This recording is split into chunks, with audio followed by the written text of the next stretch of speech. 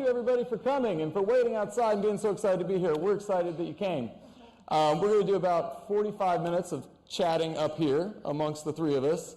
And then we've got all kinds of good stuff in store for the end. We're going to Skype in the inspirations for the film, Sue and Saru. Yeah. Let's hope that works. And if you think of some questions, so I'll call on you toward the end. We'll set up some mics. If you're watching on Facebook, please post your questions in the comments, and I'll find them on here. So thanks, everybody. These folks, I think it's going to be fun because you two are cracking each other up like crazy backstage. Yeah, it's been a constant kind of, I've been ruining every one of Nicole's pictures on every red carpet because I'm so awkward. Not. You know, but she's, yeah. No, we've been around the world together, so we've gotten to know each other really well. Yeah, it's been cool, yeah. Well, We've got to get warmed up. When a film's good, it's like you have the two stretches of getting to know each other, right? When you're making the film, and then the second, when everybody wants to talk to you about it and give you awards like 4 Golden Globes nominations. Right? Both of these actors get nominated. Right. So congrats on all that stuff that's happening. In the Times, we also gave the film a great review. Tony Scott raved about the film, but he said it's a small audience that this is going to appeal to. If you have ever been a child, raised a child, lost a child, or met a child, or any of the above with respect to a mother, this movie will wreck you. And he said a lot of other nice things about it. So, Have you been a child, Dev? Still think I am. Did he leave out anything? I don't know. I guess he's got it covered. I thought so much of this film. Oh, actually, first of all, who here has seen the film? Oh, wow, that's good. Did anybody see the film and not cry? Okay, I didn't. Oh my gosh. But yeah, as you know, it revolves around a young man who goes searching for his birth family, and it's kind of an amazing thing that his memory is so clear of his childhood that he's able to do this. So I thought I'd check and see how clear your memories are of your childhoods before we get into talking about the film. Because I kept watching this film and thinking, wow, like I can't remember a thing about when I was 5 years old, 4 years old. Little flashes here and there. For you, what's it like when you think? If I were to ask you, what was the first image that comes to your head when you think of being 4 or 5 years old? Well, my mum accuses me of always looking at my childhood with rose-coloured glasses, which I say, Mum, that's a good thing, isn't it? So I sort of have this really, I have memories, because we travelled a lot, and I was born in Hawaii, and then we moved to Washington, D.C. My first memory is eating snow. Oh, really? In Washington, D.C., picking it up and going, it's cold, and seeing my parents throw snowballs at each other. And my mum says, no, you just remember that because you saw a photo. And I go, no, I really remember that. And I was 2. That's amazing. So. And you can picture it. Do you have a visual memory? I actually have the sensation and the memory of the sensations and the actual flickering thoughts. And I really feel that it's true, even though she challenges me on that. Right. It wasn't all that. Hey, it's my life. But I do sort of tend to look back at the past with, for me and my childhood as being incredibly, well, comparatively, obviously, an incredibly blessed childhood. But I also had, and I'm so happy to be able to say this as a girl, a great father. And I have a great mother too, but it's just lovely to be able to say, yes, my father passed away 2 years ago, so I love to say that. I was raised by a great father and a great mother, and I like saying that, and I like saying it publicly because it really sort of gives them the acknowledgement for the time and the work that they put in. Okay. Yeah, it's so important. I mean, if you were to just a flash of what it was like to be 5, what memories queue up? Oh man, 5 or 4. It wasn't that long ago. It was a long time ago for me. I think I remember my great-grandmother giving me a bath, and I remember she had a bar of soap, and she would everywhere under my armpit. She'd sweep her off, lifting me up in my hair, the bar of soap, and I'm looking at her, and she was just this woman from a village in India, and she's just. I remember the tattoos on her arm, and it was like, I miss her. But yeah, same thing. That's what I remember. Yeah. I thought, since we're talking about memory, I have a few more memory questions. So what film do you first remember loving, like really loving a movie? Well, of course, for me, The Wizard of Oz. Yeah. But I've always said I was so interested in the Wicked Witch and not Dorothy. Which, what does that say? Because I remember seeing those stripy red stockings when they curl up after the house lands. So that was like, wow. And then seeing the witch with her green face and those flying monkeys. They've definitely penetrated many of my nightmares over the... But yeah, that was probably the first. But then I was very into literature. I was raised on reading books. So as much as I'm an actress and I work in film, I was actually raised on literature. And that's probably what caused me to become an actress. Because I would get lost in the stories, and I would read big novels when I was very, very young, and I really credit that with building my imagination and building my desire to tell stories. Yeah. How about you? What's the first film you remember loving? Probably Enter the Dragon. Yeah, it was Oh, that's right. You're into martial arts too. Yeah. I snuck downstairs and watched it through the banister. I saw this guy, and he was just like, "Wow!" And I was like, "Wow!" That was the moment I wanted to be an actor. Actually, that was the moment you wanted to be. Wow. Yeah. It was way past my bedtime, obviously, because the film's very violent. But it was super cool. Nicole, what was that moment for you when you realized that acting was something you might actually be able to do? Well, growing up in Australia, it's actually, it's more of like a fantasy. When I was the generation that I came from, the industry wasn't really there to support it. So it was more like, in my dreams, that would be great. And then I would, sort of my parents would say, yes, but that's not really going to happen, so what do you really want to do?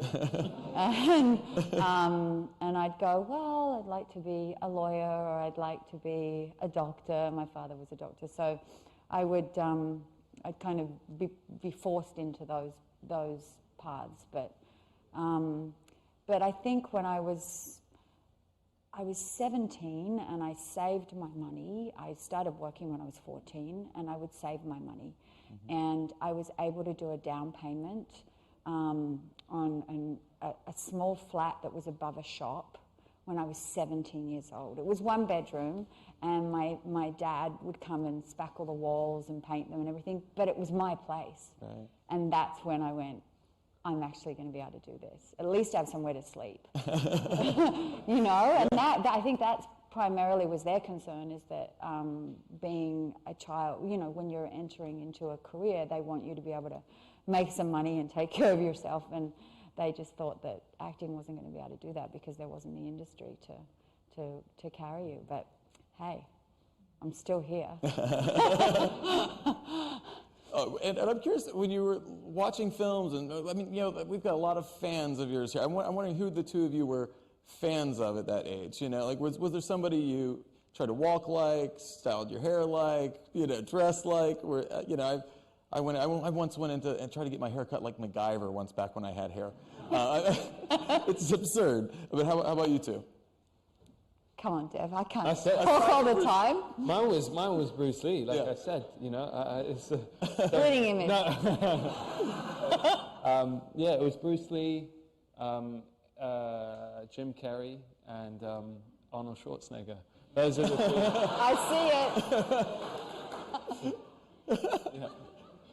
What was the Schwarzenegger movie that flipped him for you? You know what? There was so. Terminator was just awesome. But I remember watching this film Commando as well. When you're a kid, you don't understand nuance of performance or those things, so you're just looking for a spectacle. Yeah. And all of those three, like Jim Carrey with his rubber face and Arnold and Bruce with their respective muscles and stuff, it's just very exciting and very escapist for me as a kid. Yeah. I didn't think we'd end up talking about Schwarzenegger. I know. tonight. That's great. Oh man, you asked. So, Yeah. Sorry.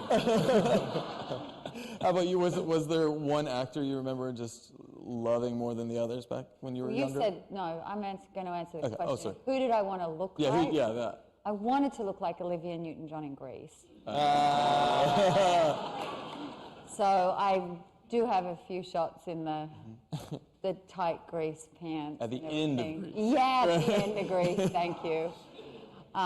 Which my mother would go, oh, take those off, Nicole. So that's what I wanted to look like. But I actually, in terms of artistically, I was always left of centre. I was always very much following sort of the European actresses. And I think also what I was just drawn to, because I'm now started to piece together some of the reasons why I'm sort of probably lateral, is, you know, I'm left-handed and I was raised by quite a provocative mama who used to challenge everything, and also in terms of just where we came from, we lived in a very conservative area, but my parents were not conservative. So I was already different at school. I was very tall. I had curly red hair, which I've perpetually straightened my whole life, and I still grapple with all the time, even though I do embrace the curl, just not today. And I think I was just always drawn to things that were different, people that didn't conform, and stories that were not necessarily heroic. And so I was that was a windy path for me. But it's who I am, and I give over to it. And I've always attached to the underdog. When I was at school, that was who I would befriend. That's what I liked to be with. I probably considered myself an underdog as well, and that's what I'm drawn to. That's so interesting. When you talk about, it's interesting the way you talked about your mother, you know, kind of pushing back at you in the earlier story too, about the rose-colored glasses and saying no. Yeah. How do you think that shaped you? And what was that kind of challenging like? I mean, I think a lot of parents just want to support. She was a feminist. She came out of the time when she fought hard for a lot of the things that I just take for granted now. She instilled that in me very early. So she's obviously, I mean, I speak about her a lot, so she's had a massive impact on me. And I credit her a lot with the way in which she formed my sister and I, and the way we are wired and the way we think.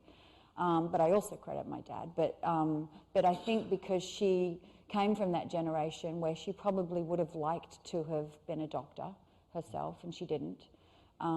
She couldn't, for certain reasons, which, you know, I won't go into. But I suppose she then raised two girls with the idea of you can be and do anything you want to do. And I'm grateful for that, so grateful, because that put me in a place, and she sent me to an all-girls school. And that formed me as well. And it was a selective school, so it was a very competitive academic school, which, you know, wasn't necessarily geared towards the arts, which was an interesting combination. And so too. Again, you're sort of the outsider of that school. Because I would have to, as much as I loved, strangely enough, as an actress, I loved mathematics. I would just, that was my favourite subject. Yet, I would then go home and read, and my private time, my off time, was reading. Anyway, shut up, Nicole. This is fascinating. I feel like I'm talking too much, but I suppose we're That's here to what talk. they came for, yeah. I know, but it feels like we're in a living room right now, and I'm dominating the conversation. Well, for you, what was, were you a kid who was like in school plays? I know you started your career very young, but before the huge break of Slumdog Millionaire, before Skins, and were you focused on acting and doing classes or school plays, that kind of thing, or no? I was very hyperactive. And my mum was desperately trying to figure out a way to channel this energy. And, so there was that whole Bruce Lee martial arts angle. I was practicing keyboard, I was doing everything. But the thing that really stuck was one of my teachers was like, you've got to put him in the school play. It was this Shakespeare production of Twelfth Night. And I ended up playing this character called Sir Andrew Aguecheek. And, it's period, so we put on these football socks and had the garters and all that kind of stuff. And I won this little award. And then from then on in school, and it was the first time I felt like I'd connected, and I saw my dad, who's a very kind of, he doesn't kind of express much, moved. And my mum, I could see the pride in her eyes, and I felt like, oh wow, this is amazing.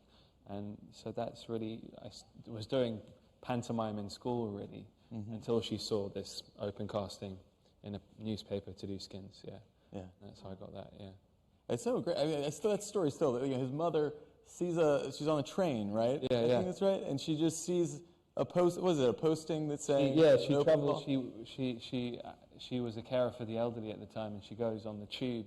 There's a free newspaper called the Metro on every chair, and in the back there was a little newspaper cutting, and it said new teenage drama on E4, which is like a sister program of Channel 4. No acting experience necessary. If you're 16 to 18 and you want to be on TV, then come down to the National Youth Theatre on this day. And I had my exams at that time. Not that I really cared, but she tore it out and didn't tell me until the day before. And she's like, oh, by the way, tomorrow we're going to bunk off the morning of school and we're going to go to this. And I was just so upset, and I was, this teenager that didn't want to be pushed out of his comfort zone or embarrassed, and I was like, Mom, I hate you, why? I'm like, there's no Indians on TV, this is stupid. And she's like, I don't know, I thought she'd gone insane. And she's like, I don't know why, but we're going to take your school uniform, take your school books, or you can practice on the train for your exam, and we'll wait. And we queued outside, and there was all these drama students doing their vocal warm-ups and all that kind of stuff. And I was there with my Indian mum, making sure my hair is straight.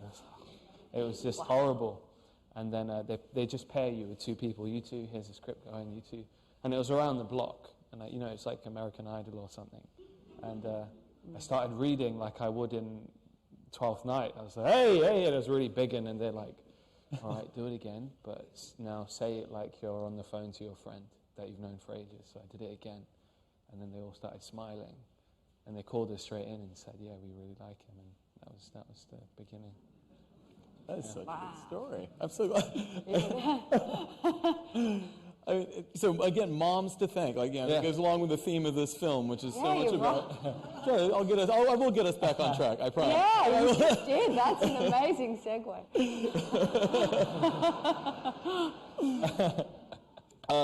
Because this film is so much about, searching for your roots, going back to your roots, remembering, and that relationship between a mother and a son that gets severed, a family and a son that gets severed.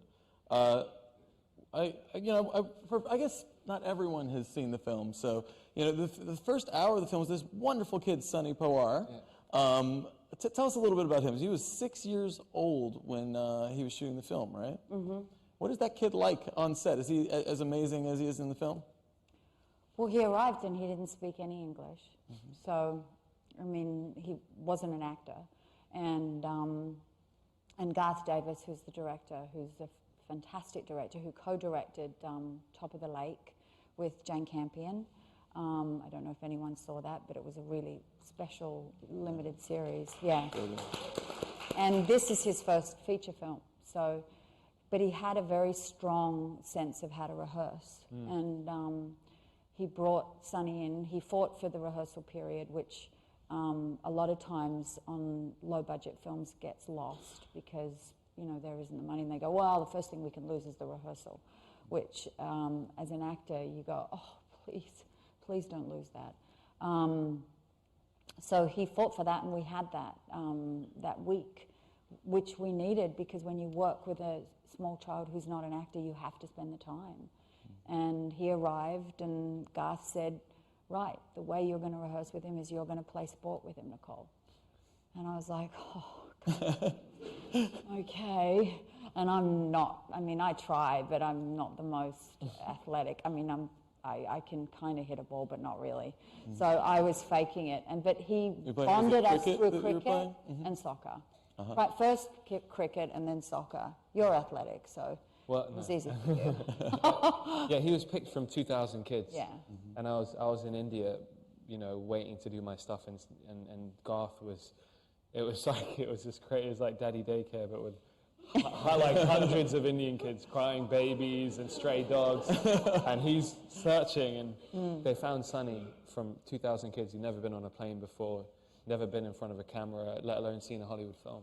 And he leads the film for, you know, more than the first half of it. And again, like Nicole was saying, we have a really amazing director who is able to create atmosphere, and you know, set the stage perfectly for this child to roam freely in.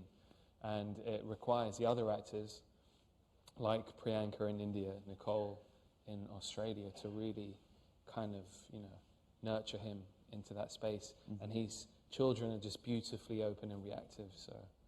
Because I imagine it would just be a natural reaction to close up if you're that kid, to just be overwhelmed and pull back from the challenge. And he clearly doesn't in the film, but... Well, he had sort of a language with Garth, which was through just miming, and I mean, Garth would do things like hit here, and Sonny would understand what that meant.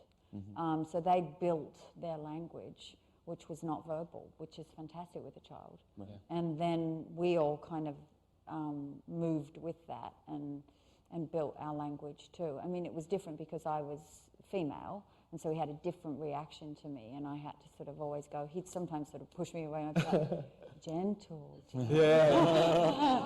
soft with me, soft.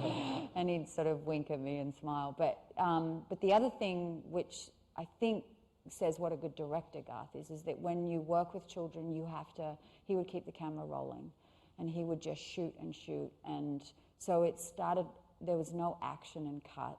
There's more just like moving and into places and finding the scenes that way,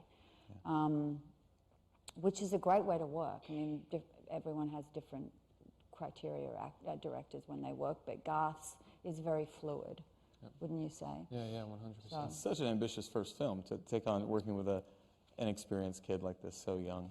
And India, shooting on the streets of India, and but he's ambitious, but he's also radiant, I have to say, as a person. He's one of those people that is just, and I think you can see it in the film, you feel his heart and his radiance, and that's wonderful when he also has the grasp of the cinematic language, because he's directed a lot of commercials, so he was able to cinematically, and we have to sort of throw props to Greg, who shot it as well, because they have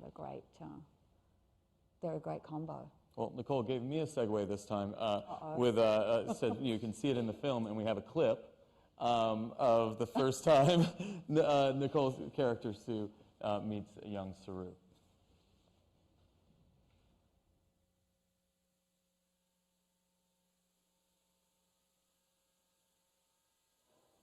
Fantastic, right?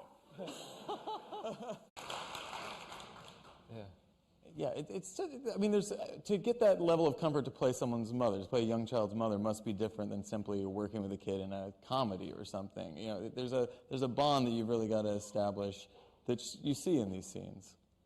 Yeah, you have to establish trust, actually. And there's scenes where, like, I have to give him a bath, and when you bathe a child, I mean, that's a very exposed, vulnerable place for a child. So to get him to let me do that requires just, I mean, it's just time. You have to put in the time, and you have to build the trust with the child, with him. But he's a really bright boy too, and he's really sweet. We've actually, he's not coming on now, unfortunately, but we've had him around, and he's been doing some things, and he speaks his English now. Yeah.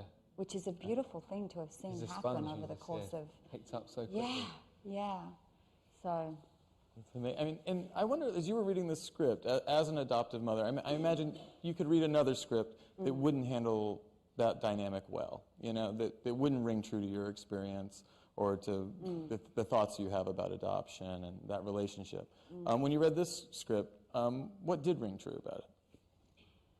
Well, there's so many different ways in which you can tell a story about a birth mother and an adoptive mother. There's many different, it's complicated, and there's many different ways in which you can tell it. This particular story resonated with me because a lot of times you don't find out about how the adoptive mother feels in terms of the birth mother, that the love is there. From the minute you hold the child, the love is there for the birth mother because, and this is from my experience, because of you're all connected.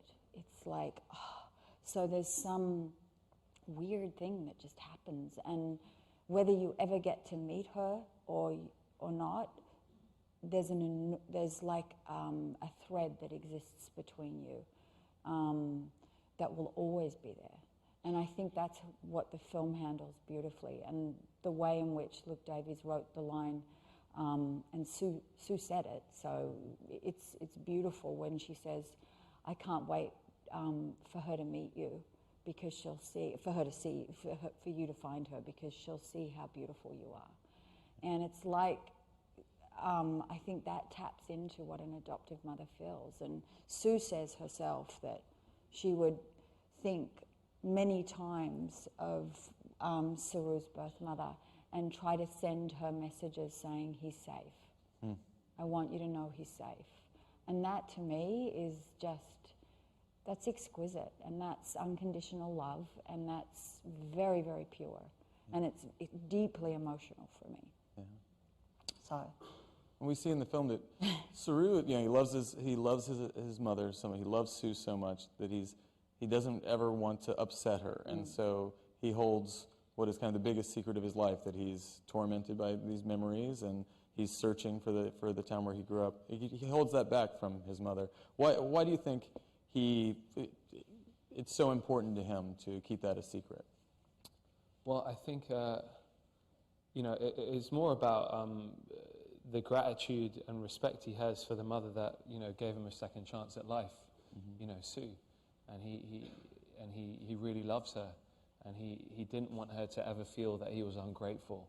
This is that journey to find his mother, was to answer those unanswered questions that had been plaguing him for so long, and he wanted to just make sure they were okay and that they knew he was okay.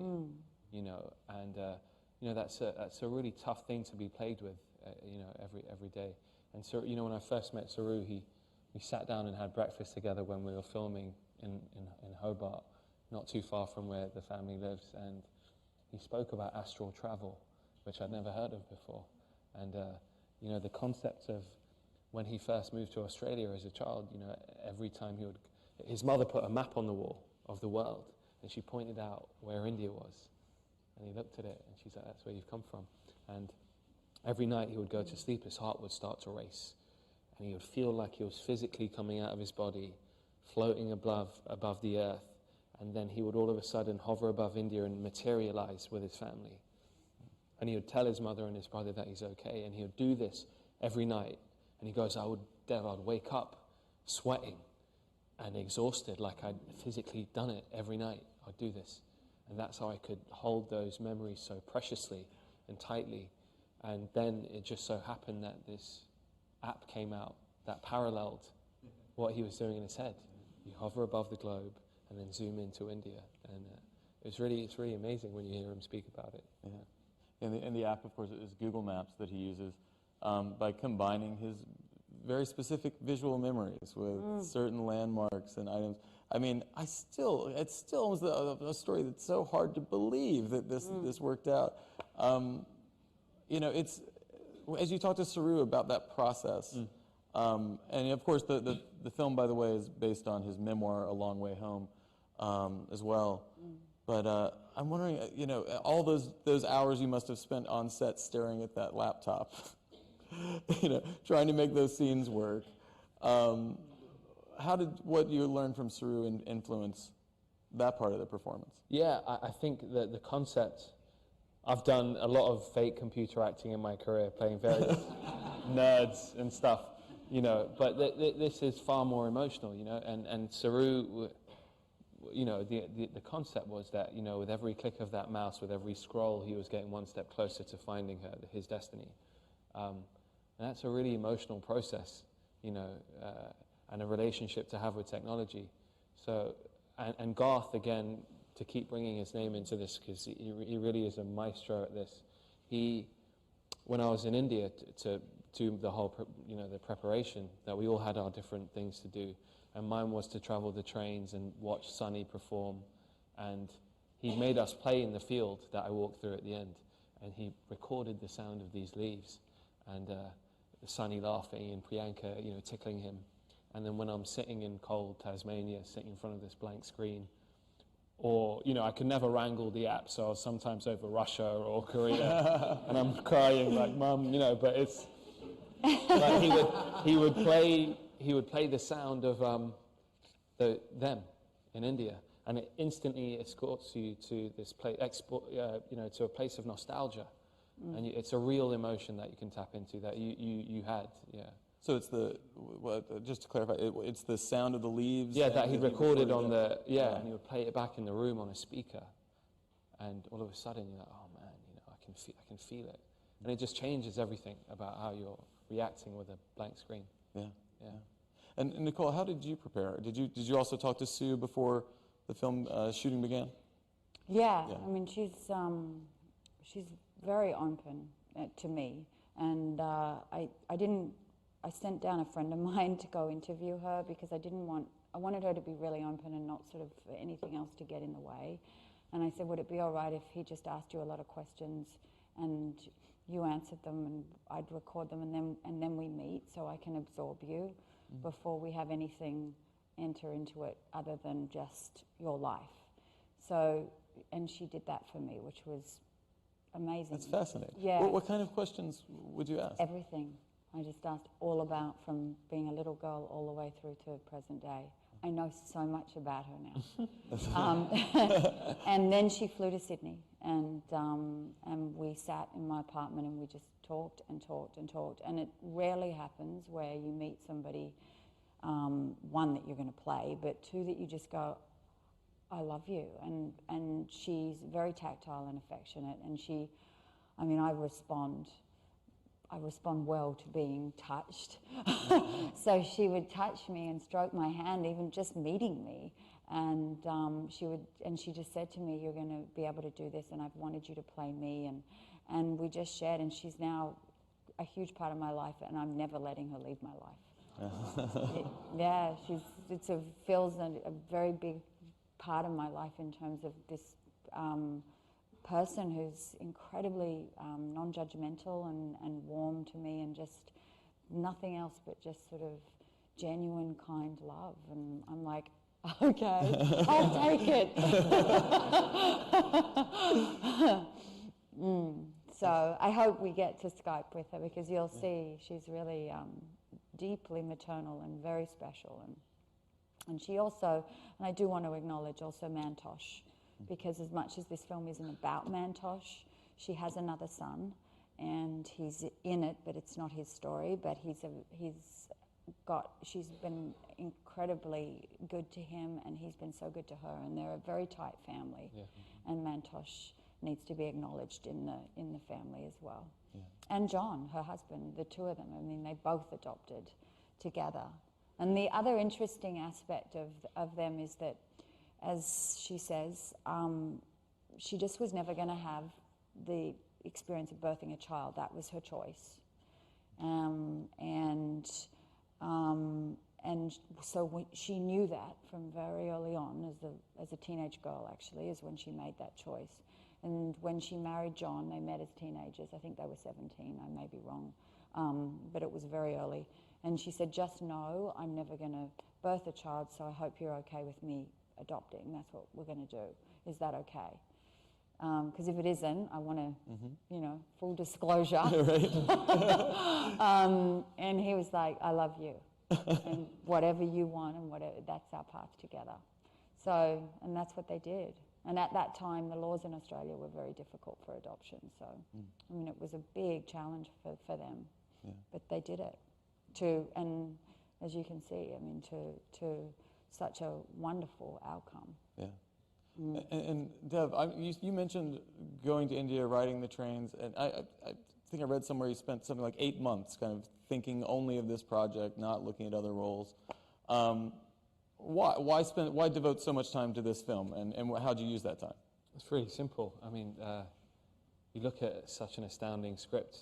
I've never been sent anything like that, you know, and I have to think, God, I've never had the luxury as a Indian actor to be able to go on a journey with so much soul and pain and depth, you know. I mean, I'll get sent the goofy sidekick or, you know, that kind of thing, but to have a journey like this and to be able to share the screen with Nicole and Rooney and David and all those tremendous actors, that is special. And, you know, I called up my manager straight away and I was like, look, I'm not playing with this one. Like, we've got to commit every fibre to getting this journey right, not only because the script demands it, but, you know, so do the real people, you know. And so we, you know, a lot of it was Garth saying, I was doing a film with Jeremy Irons where I was even more skinnier than I am right now. I was a wafer with the short buzz cut hair, and he's like, we need you to grow your hair and we want to make you a bit more masculine, I guess. I was like, oh, thanks, man. And, you know, it was the accent was, you know, something that was tough for me to grapple with because I'm not very good at them. And it was also... So good at the Australian accent. After, I had Jenny Kent, this amazing dialect coach, and yeah, it was going to India and doing a pilgrimage as Saru, you know, the trains, meeting Mrs. Sood, who's this woman who's now in her 90s, I think, who's first extended this picture and said this could be a new life for you, you know, when he was in this terrible orphanage. And it's just incredible. It's life-changing, you know. And the Sydney Morning Herald, by the way, vouches for the accent, says you nailed it. What is a bad Australian, like an American or a British actor trying to do an Australian? What does a bad one sound like? Well, you've heard them. Yeah. Care to name names? No. Come on, you try to do an Australian accent. Oh, crikey. I don't know. There we go. Oh, that's terrible. That was bad. There's a reason I spend my life on my laptop and reporting. I'm sorry. It's a tough accent. It really is a tough accent. Yeah. So you had a dialogue. That's why You made him shy, Nicole. I did. I know. I'm trying to pull my skirt down because I've realised I've worn way too short a skirt for this stage. All right. Next question. All right. How about a clip? We'll do a clip. We got a clip of Dev's. We've been talking about Dev's great performance, so we've got a nice scene with Dev. Crikey. Took the mood in a whole other different direction. Angry. That dynamic, that the idea that he's. I'm sorry, just keep thinking my Australian accent. Try some more. Come on. I'll try. All right. With what he's talking about in that scene is other people not understanding what he's going through. What is driving him to search? This is such a big I'm just really. Let's get out. Let's get out. Sorry. This is a big moment. Nicole makes me laugh sometimes. Oh, man. Okay. I'm getting blamed. What is this? Yeah, I can see you. Sorry. This is like, okay. Sorry. All right. No, I'm just talking about what's going on in Saru's mind as he's, you know, this scene in the relationship with his girlfriend. Yeah. She just can't comprehend what he's feeling. So what is he feeling? You know, it kind of, Lucy's role in the film is kind of this force that is trying to force him back into the present, you know, because you start off as Luke Davies, our writer, describes it. You know, you follow this child through this film, and then all of a sudden there's this moment where he comes out of the water in Tasmania, and it's like a baptism, and it's the birth of this Australian, really, and you know, he's been shunning this Indianness, this heritage, this past to try and fit in, and it's that bottling up is starting to consume him, and she's trying to force him to be here and be here now, be with me, and there's so much uncertainty, you know, trying to find this needle in a haystack. She's, you know, his mother could have moved, anything could have happened to the family, you know, it's just so insane that he was so consumed by this, that he left his job, and he was, you know, a real pillar of strength in the family, and it's that moment when he just has to let it all slip out, you know, what it's like to go to bed knowing that his older brother is screaming his name every night, you know, searching for him, whilst he's living this life, you know, going to parties, drinking beers, you know, it's that duality that is tearing him apart. When, you know, it's such an emotional film. We talked about everybody in the audience crying. You know, I was crying. My mom was crying when we watched the movie. But what's the difference in reading a script or working with a director who makes a film that ends up feeling manipulative or feeling too, you know, syrupy or like it's trying to jerk your tears versus one like this? Tony Scott at the Times was talking about, you know, this is a film that's very emotional, but it earns that in a kind of clear way, is the way he described it. But when you're working on different projects, I'm sure some just feel more true or honest than others. In those, how does Garth achieve that in this film? You know, to not push it too far into a kind of a maudlin direction. Or is it all a little? I mean, well, I think it's just truth. I mean, the way in which he guides it and his personality. I mean, you see the personality of a director in their films, obviously, because they're the choices that they make, and they're the ones who are steering the whole vision. So it's their choices and how they mold it. So this is very much of him. And I think when you're, as an actor, you're contributing, you're not leading. So you are, and for me, I love coming in and being able to explore many different ways in which a scene can play out and find it. And so that means exposing myself so that they have choices. And therefore they can edit it and shape it in particular ways. There's other actors that won't do that. They choose how the performance is going to be and they structure it and that's it. And you cannot then maneuver within that. But I like trying things and you never know, and giving them so that when they're in the editing room, they do have, I mean, I'll have strong ideas, but I do want the direct, because you never know with film. It's such a, something you thought was going to work suddenly doesn't work. Something you think is coming across isn't there. I mean, and I always say, for me, when I watch something, if I'm 70% happy, that means it's really good, because I'm so tough on myself. So 70% is amazing. I've never gotten over that. In terms of that's probably where I hit. If it's 20%, it's not very good, and usually I end up somewhere around 40 or 50% happy.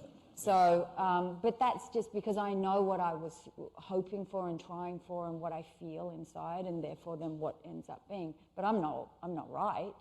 I'm just aiming for something, and that may not be what's needed. So, it's fascinating actually, and having worked with so many directors who are very strong and a lot of auteurs, seeing the way they guide their vision and what they choose and how they do it, that's exquisite. I mean, I'm still so curious and fascinated with the art form of filmmaking. Yeah. I love it, and I love being a part of it, and I love seeing it grow and then seeing it come to fruition. And sometimes it's going to work, and sometimes it isn't.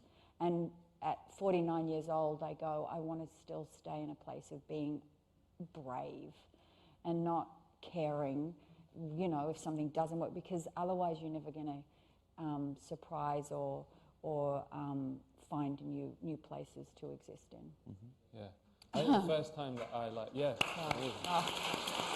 but that's how I feel. So I think I'd never really understood restraint, and Garth is a champion of restraint. You know, there's a lot of times when you're doing those laptop scenes or doing something it's funny you show that clip because that's the one where he goes for it. Right. But actually, much quieter than. But yeah, it's a really quiet performance, and he pushes you to that space. You want to be as a performer. You want to go there and like and do that kind of stuff and display all this, all these things, these gadgets you've accumulated on each film, and and also it comes down to that thing. There's no spoiler in saying that the atmosphere. That scene at the end. Spoiler alert. I'll do this when it's over if anyone's listening. But when there's that reunion, me and Priyanka are in India in the middle of nowhere, and I had nothing to do for 3 weeks, so we would have dinner every night and talk about the characters. And then a week and a half before that shot, which was my first shot in the film, he said, "You're no longer allowed to see each other." And I'm like, "What? What do you mean?" He's like, "No, you can't, don't spend any more time together." And he starved us of this energy, of this friendship. And I experienced her in this scene as you did, as an audience. I'm walking around this corner, and they found the only English speaker in this village, this man who was a local school teacher, who I show this picture, and I'm like, "Oh, I'm this guy, I'm looking for my brother and my mother." And he walks around the corner, and I'm walking through this alleyway, and in the distance I see these 3 women. And as I get closer, I see it's Priyanka, and she's got this amazing makeup. They've aged her. And we just collide, we just come together. And everyone around us, there was no planted extras, they were all real villagers from that town. So she had told them, which I wasn't aware of, that I'm about to meet my son, who I haven't met in 20 years. And I'm going to meet him today. He's coming. So I'm speaking English in an Aussie accent. They don't know what I'm saying, so they're purely reacting to the truth of that moment. And we hug and we're crying, and she's touching my face. And all of a sudden, I can hear sniffles, and everyone else's hands start reaching up. Like you're an avatar, they're all... Yeah. And, we couldn't keep resetting and cutting because it's like being in a coliseum. They start to see the illusion. They're like, there's some of the boys in the back. And they start giggling, so you have to be in it. And then Garth will come in and go, just go a bit apart and try that bit again. And you have to do it, grab it quickly before everyone kind of turns feral and sees this illusion. But it's really down to him. He's amazing at doing that. So in this film is it's a rare positive story about technology, right? Usually it's a dystopia. Yeah. Robots are taking over the planet. This is actually a really romantic story about technology.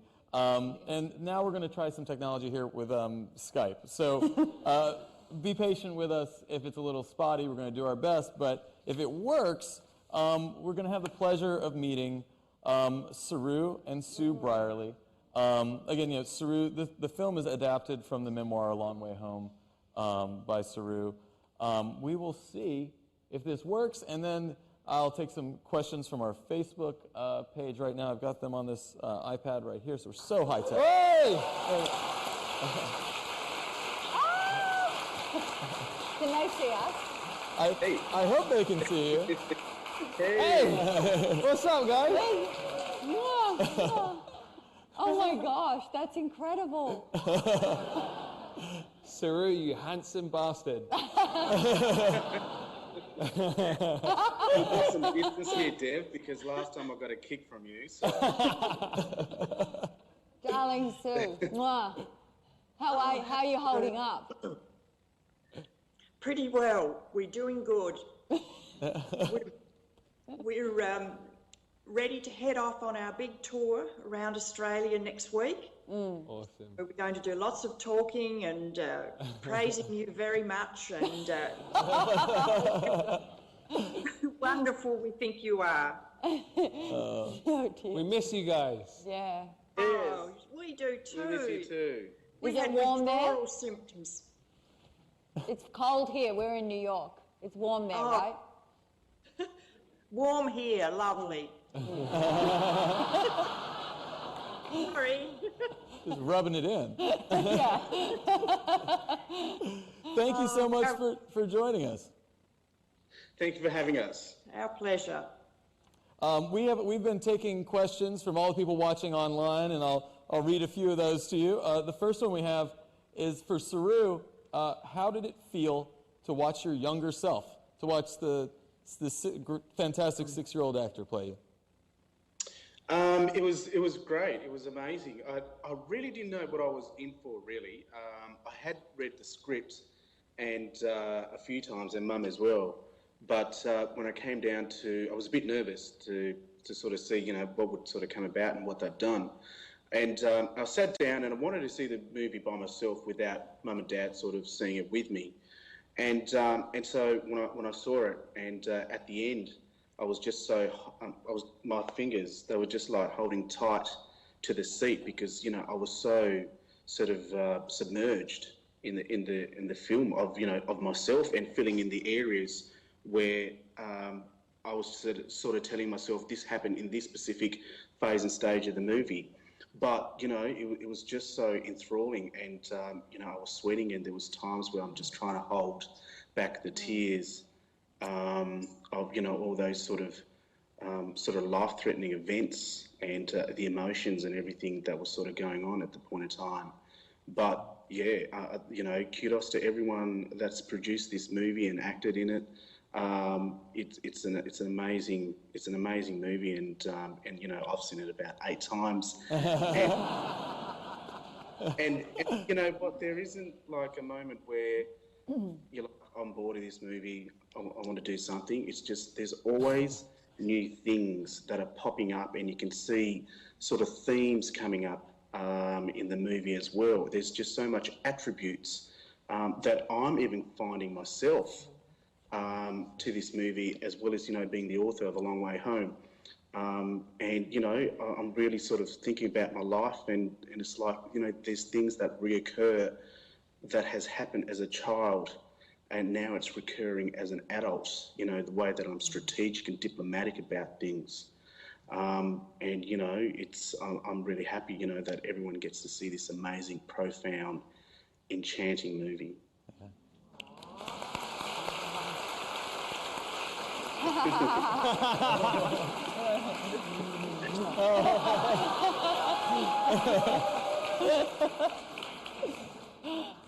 So, Sue, we heard a little bit about your first meeting with Nicole. She was telling us how wonderful it was, and also that she sent an emissary over with questions that she then listened to later.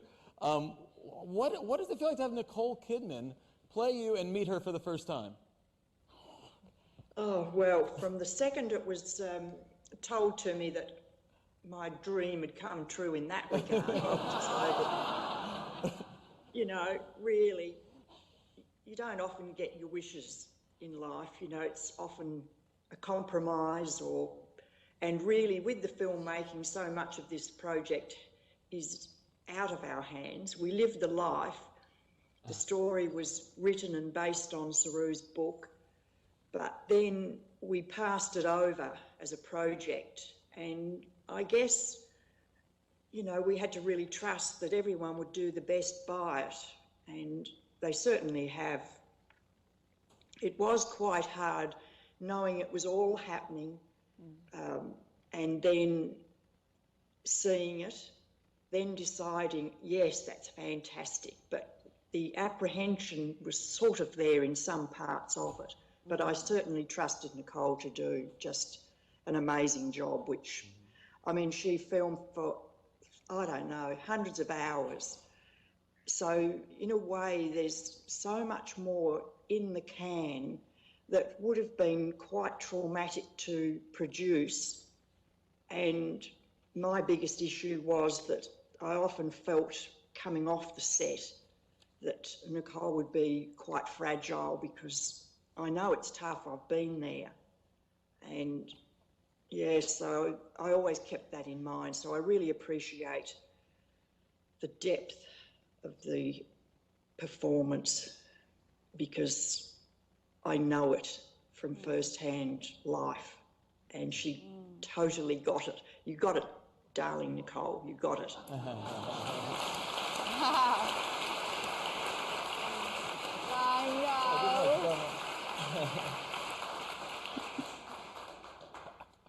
I'm curious, being so exposed in public is something a lot of people are not used to and aren't built for. Saru, you've obviously traveled with the memoir. There have been television documentaries, news stories. What's different about traveling around with this film in terms of the way people respond to the two of you? I think there's from people being on the sort of literary tour and in Australia and around the world, people can imagine, what I went through by the images that sort of come up in their minds. But when it comes up something like this, it's a little bit more going to another dimension, another sort of sense that's been heightened, and it's so gripping that people are just so enthralled by it that they want to know more about other things that have come about for themselves, because every individual person that leaves the theatre after watching this movie has got lots of questions and see life in different ways that some of them people find that they're so amazed and it gives them hope and feel that there is hope in destiny and love and determination and just I guess strangers that generally just want to help out. But there's this. I've had so many questions that people have just asked about all sorts of things and just having sort of their own trials and tribulations about things. And there's not answers and there's no questions that's been asked all the time. It's always been different questions because each individual person, whether they're young or old, they have they see it in different ways. And it's amazing that this movie can actually make them feel sort of from having a facade put up there of not being able to talk about things, whatever it may be, that they're actually to diffuse that and let it out and feel